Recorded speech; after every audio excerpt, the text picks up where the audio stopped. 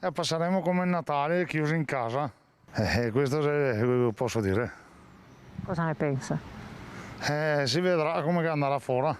Non andremo mai fuori se continuiamo con tutti questi assembramenti, sta gente che va di qua, di là e...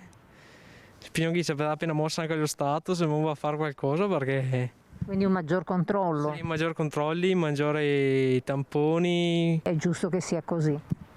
No, è giusto, cioè, dobbiamo farlo perché non si propaghi di più il male, insomma.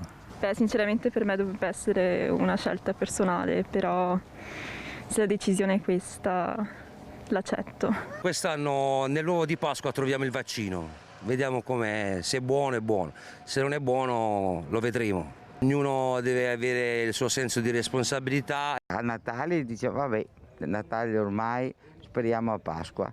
E invece a Pasqua faremo di nuovo come Natale, non si può fare altro. Siamo un po' tutti depressi, penso, che è una forma di depressione, non vediamo capo. Vorrei andare a Gorizia, vorrei andare a Genova, a Reggio Emilia, resto a Bassano. E questo le dispiace, ma Pasqua? Porca miseria, no, amici ne ho in giro, ma resto a Bassano. È giusto quindi?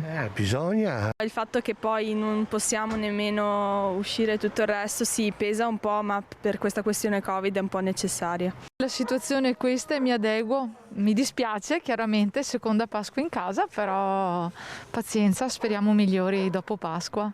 E per lei? Viviamo assieme, stessa identica cosa, non c'è altro da fare. Quindi insomma passerete una Pasqua romantica. Sì, dai, speriamo.